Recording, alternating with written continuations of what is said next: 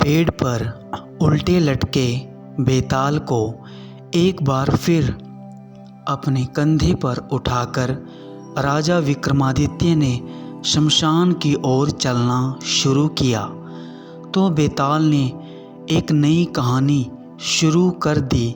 बेताल बोला, एक बार की बात है, बनारस में हरि स्वामी नाम का एक ब्राह्मण रहता था। उसकी पत्नी बहुत सुंदर थी और उसका नाम लावण्यवती था।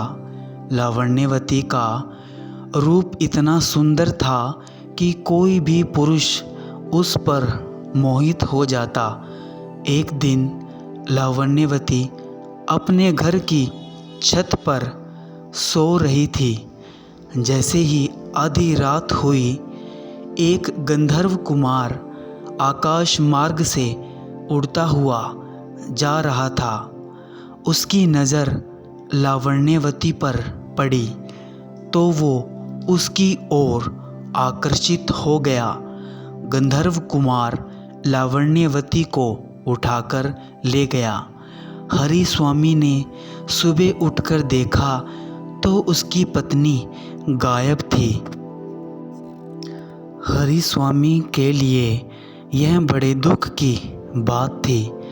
वह अपनी पत्नी के अपहरण से इतना दुखी हुआ कि उसने आत्महत्या करने की ठान ली। जब लोगों को यह बात पता चली तो उन्होंने हरि स्वामी को समझाया कि उसे तीर्थ यात्रा करनी चाहिए। तीर्थ यात्रा से सारे पाप कट जाएंगे और तुम्हारी पत्नी तुम्हें वापस मिल जाएगी। हरि स्वामी के पास और कोई विकल्प ना था, इसलिए वो तीर्थ यात्रा के लिए घर से निकल पड़ा। हरि स्वामी जब एक गांव से गुजर रहा था तो उसे भूख लगी। वह एक ब्राह्मण के घर पहुंचा। ब्राह्मण की पत्नी ने हरि स्वामी को खीर खाने को दी। हरि स्वामी उस खीर को लेकर एक तालाब के किनारे पहुंचा ताकि वो मुंह हाथ धोकर खीर खा सके और प्यास लगने पर उसे पानी भी मिल जाए। खीर का कटोरा एक पेड़ के नीचे रख कर हरि स्वामी हाथ पैर धोने लगा।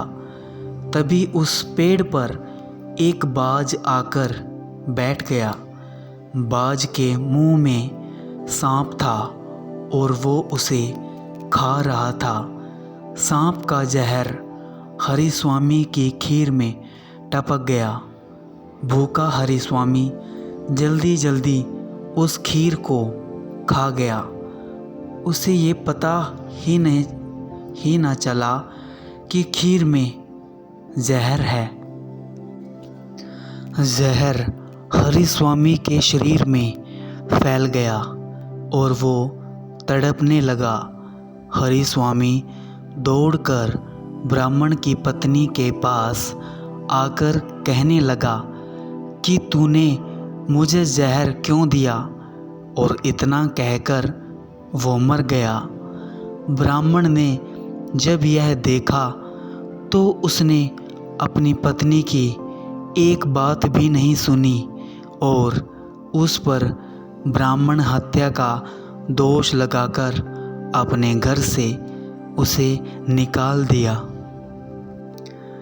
इतनी कहानी सुनाकर बेताल ने राजा विक्रमादित्य से पूछा, राजन बताओ कि इस कहानी में अपराधी कौन है, सांप, बाज या ब्राह्मण की पत्नी?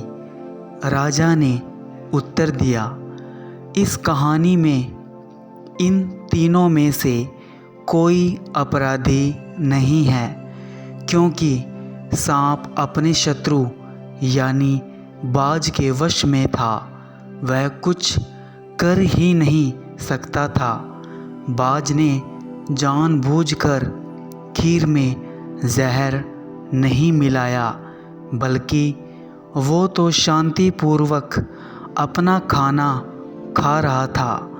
ब्राह्मण की पत्नी ने अतिथि का सत्कार किया था, उसे भोजन दिया था।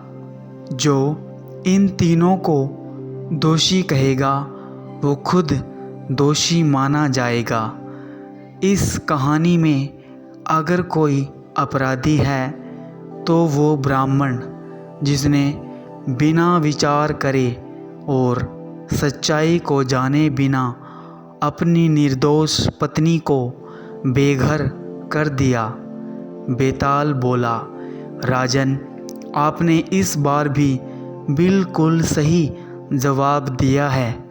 इतना कहकर बेताल फिर से उड़कर पेड़ पर जा लटका। राजा विक्रमादित्य उसे पकड़ने के लिए उसके पीछे भागे। धन्यवाद।